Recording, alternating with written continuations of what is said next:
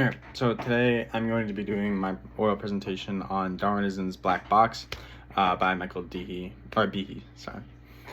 Alright, so basically first chapter we get the introduction of the concept of individual complexity.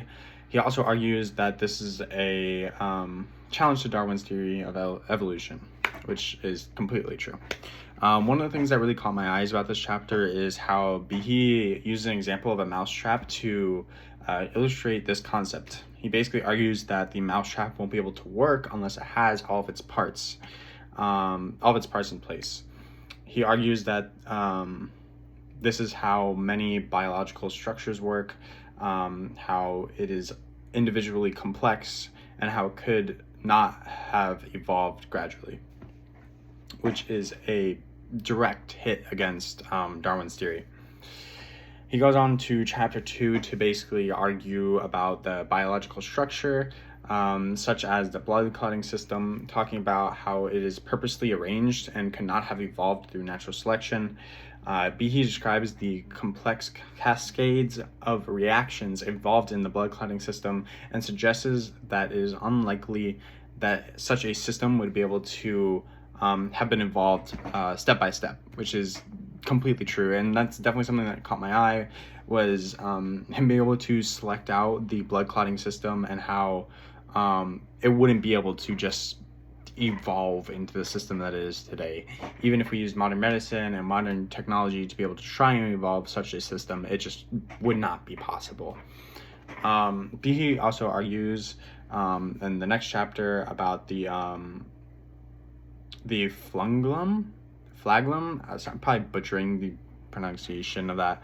But it's basically a system, and he argues that it could not have evolved through natural selection, as it has a complex molecular machine that could not have been designed, that only could have been designed through a superior creator or an intelligent being.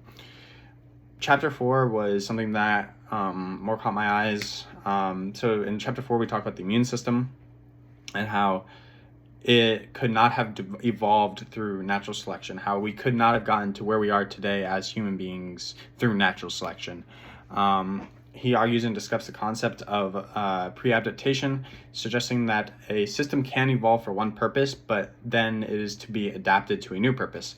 So per se, the like polar bears having like white skin or white fur, it's to blend in compared to a brown bear, which has brown fur, to blend in with more of the surroundings. This is how something can be adapted, but that does not mean that it changed over time. It's because of an intelligent being creating that change.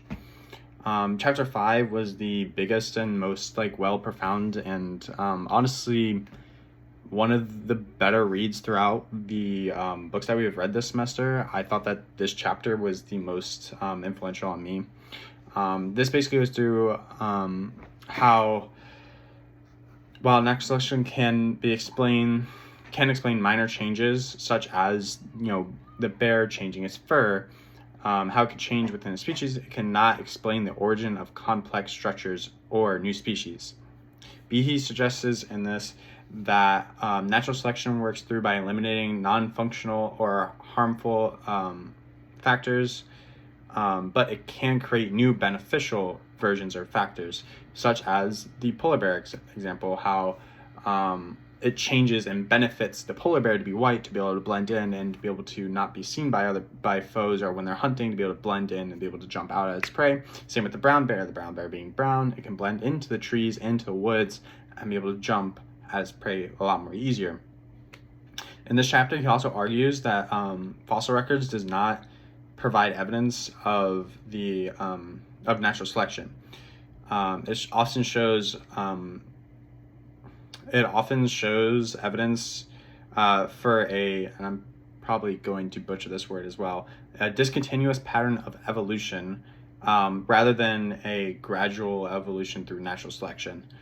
So basically saying that that it has a pattern of evolution, that stuff changes for a reason, and that certain things change because of the intelligent design, rather than natural selection, like gradually changing. That changes for a reason.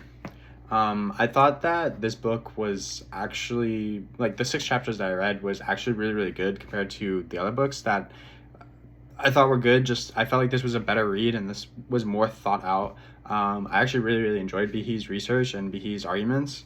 I thought he had a lot of great points. I definitely agree with pretty much everything he says. There's a couple points where I was a little bit confused with like terminology and some of the bigger words that he uses, but I think that the fossil records, the natural selection, the immune system, especially the blood clots, like not being able to just evolve randomly through natural selection, like this has to be an intelligent design, because we nobody can make that. Nobody can just like, we're just gonna make a blood clotting system that's gonna be perfect for everybody. Like, that doesn't just evolve. That doesn't just happen. Like, you can't just go from like being a monkey to having a perfect blood clotting system over a couple thousand years. That's just not how, like, that's not how even natural selection works. Like, it's just so hard to like wrap my brain around how Darwin thinks this way, because it just does not make sense.